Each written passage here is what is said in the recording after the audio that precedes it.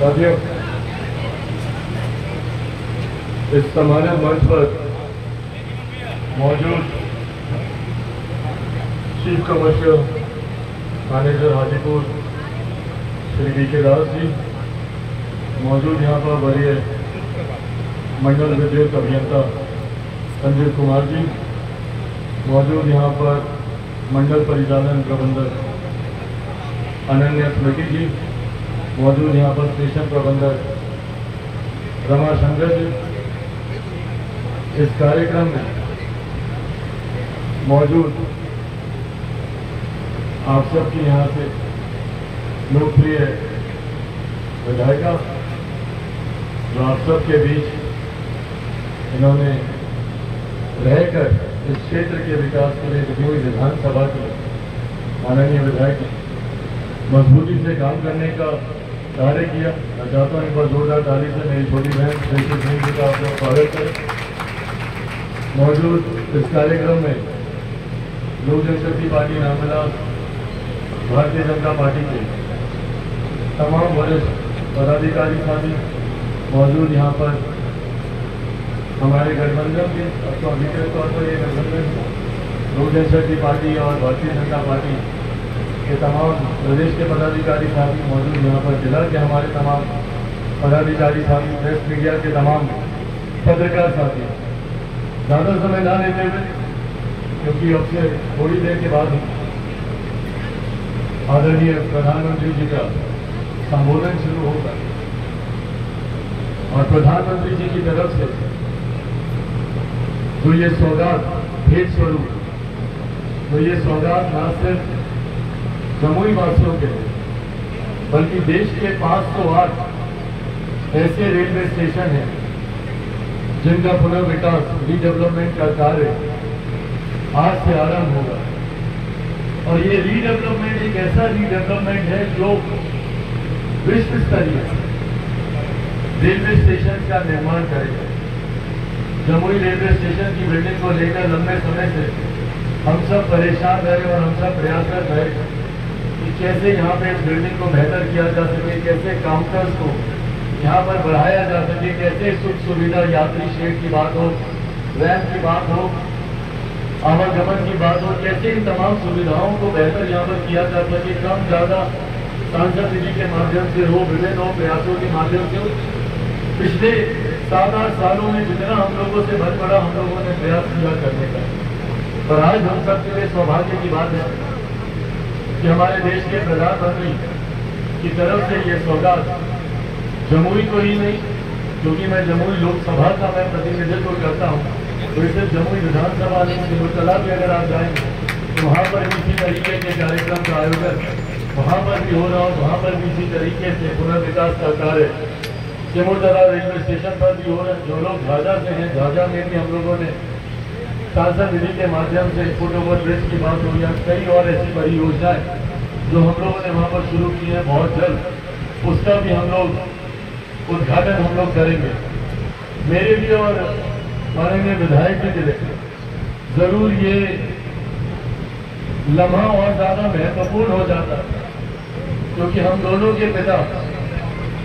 अलग अलग समय पर, हम दोनों एक ऐसे परिवार से आते हैं जिनके परिवार में सौभाग्य प्राप्त हुआ। हम दोनों के पिता ने अलग अलग समय में रेल मंत्रालय का कार्यभार संभालने का सौभाग्य हम दोनों के परिवार, हम दोनों के पिता को मिला। ऋषि जी ने बताया किस तरीके से उनके पिताजी और हम सब के आदर्श आदरणीय दिग्विजय बाबू, उन्होंने जो प्रयास किया, और यकीनन इस बात को झुटलाया नहीं जा सकता, इस बात के नकारा नहीं जा सकता कि जमुई पे खासतौर पर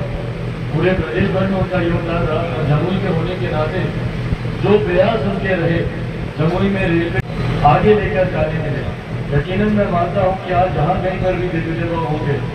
उनको घर हो रहा होगा, उनकी सुपुत्री पर उनको घर हो रहा होगा। आज जिस तरीके से यहाँ पर शिलान्यास का ये कार्यक्रम हो रहा है, उनकी स्मृति,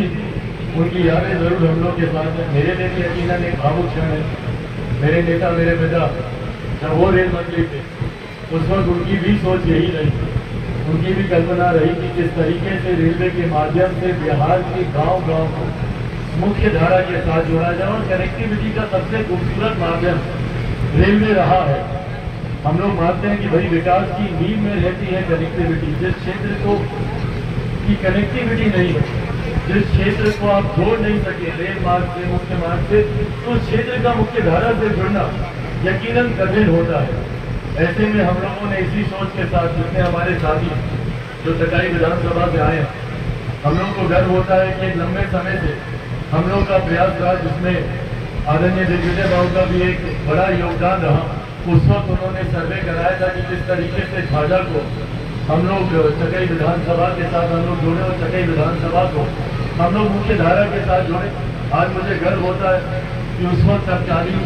रेल मंत्री पीयूष गोयल भी यहाँ पर आए थे और उन्होंने जिस तरीके से उस रेल परियोजना की उन्होंने शुरुआत की, जहाँ पे झाझा से लेकर जसीडीह तक लगभग 2800 करोड़ की ये रेल परियोजना है, जिसके पहले चरण का काम जो झाझा से लेकर भटिया तक लगभग 22 किलोमीटर की इस योजना का शिलान्यास हो चुका है, उसका कार्य शुरू हो चुका है, उसका सर्वे का कार्य पूरा हो चुका है और इस वक्त इस बार के बजट में उसकी राशि भी आवंटित हो गई है। बहुत जल्द उस पर भी कार्य शुरू होगा। ये तमाम रेलवे से जुड़ी ऐसी योजनाएं हैं जिसका सपना कभी हमारे पूर्वजों ने, हम दोनों के पिता ने देखा था और आज जब उनका ये सपना पूरा हो रहा है तो यकीनन न सिर्फ एक सांसद होने के नाते, एक पुत्र होने के नाते भी मुझे गर्व की अनुभूति होती है। और अंत में मैं हमारे देश के प्रधानमंत्री और हमारे देश के रेल मंत्री अश्विनी वैष्णव जी का विशेष तौर पर मैं धन्यवाद दूंगा, जिन्होंने लगातार मुलाकातों में जिन्होंने इस बात का विश्वास दिलाया कि उनकी पैनी नजर देश के हर एक कोने में है। जमुई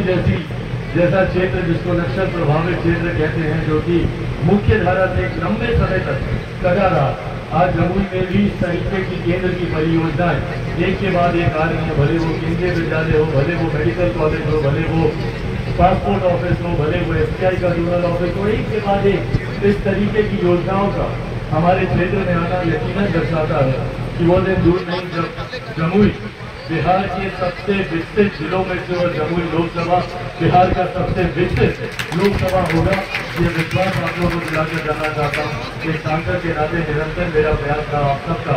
साथ मुझे भरपूर मिला, आप सबका आशीर्वाद और आप सबका साथ मुझे इस दौरान भरपूर मिला। और मैं पुनः दोहराता हूँ, राजनीतिक बातों में नहीं जाऊँगा, कौन कहाँ से चुनाव की बातें बढ़ा, ये आशीर्वाद मैंने आप लोगों से मांगा था। पुनः इस आशीर्वाद को दोहराता हूँ, युवा बनकर आया था, बुजुर्ग बनकर ही इस क्षेत्र से जाना चाहता हूँ।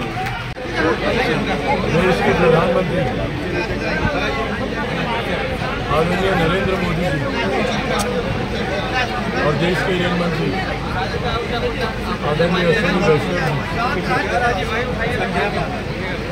का जमुई की जनता ही नहीं, बिहार प्रदेश की जनता ही नहीं, बल्कि पूरे देश की जनता आज के इस ऐतिहासिक दिन पर आभार प्रकट करती है। जिस तरीके से देश के कोने कोने को रेलवे के साथ सुलभता के साथ, सुविधाओं के साथ जोड़ने में जो आज एक नई आधारशिला रखी गई है, यकीनन ये प्रयास आने वाले समय में जब हम विकसित भारत के निर्माण की हम कल्पना करते हैं और जैसा प्रधानमंत्री आदरणीय नरेंद्र मोदी जी ने आज़ादी की 100वीं वर्षगांठ पर 2047 में जिस विकसित भारत की कल्पना की है, उसकी नींव में ये तमाम योजनाएं किसी भी राज्य के लिए, किसी भी क्षेत्र की कनेक्टिविटी और सुलभ कनेक्टिविटी सबसे ज़्यादा महत्वपूर्ण होती है। ऐसे में ये शिकायत देशवासियों को लंबे समय से रही। एक सांसद होने के नाते मैंने भी इन शिकायतों का अनुभव किया लंबे समय से कि रेलवे स्टेशन पे वो सुविधाएं नहीं हैं, बुकिंग काउंटर्स नहीं हैं, आवागमन में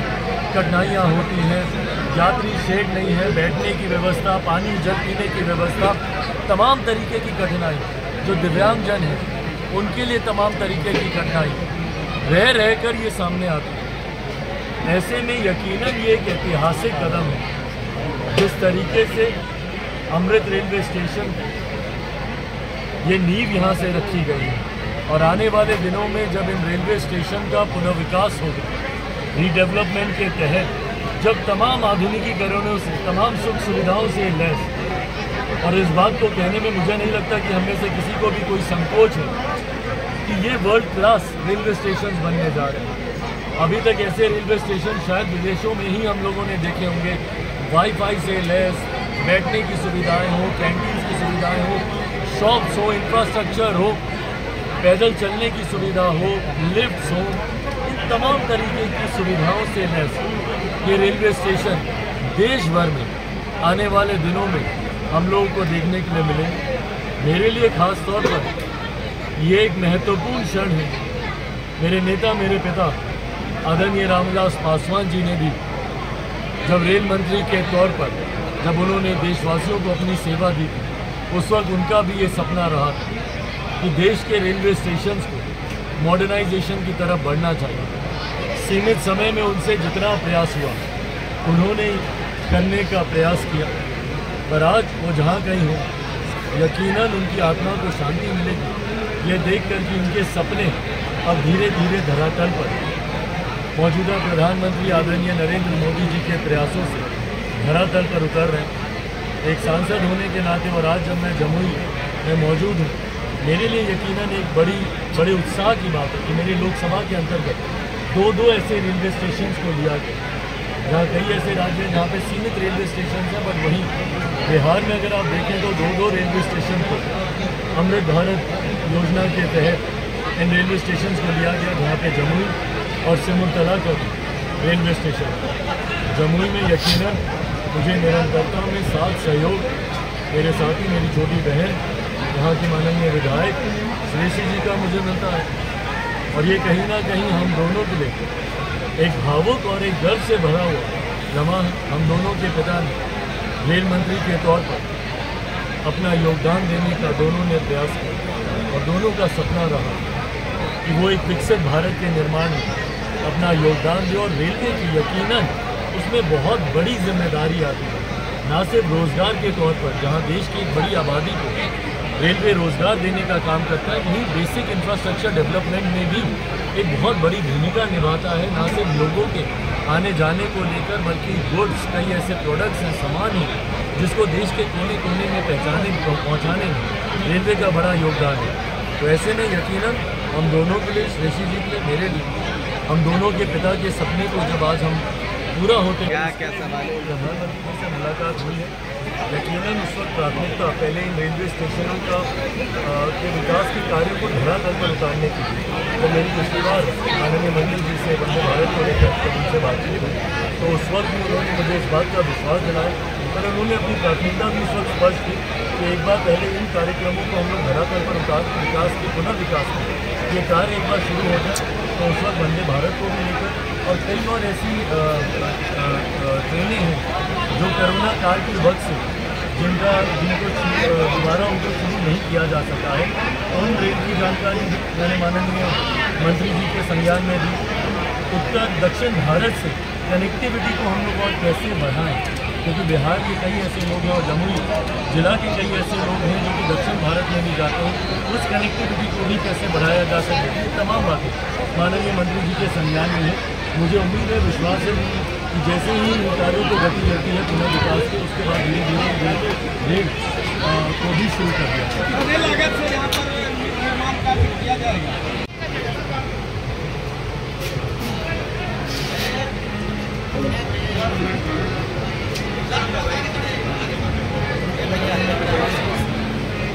अगर ये वीडियो पसंद आई और वह बिहार के राजनीति और बिहारियत से सरोकार रखेनी तो सब्सक्राइब बटन दबा के चैनल के सब्सक्राइब कर ली। ओजे एगो घंटी बा, ओकरा बटन दबा देला से कुल सटीक और मारक खबर रुआ मुफ्त में मिल जाई। अगर रुआ पत्रकारिता के हमनी के नया प्रयोग में सहयोग कर चाहतानी तो ज्वाइन बटन दबा दी।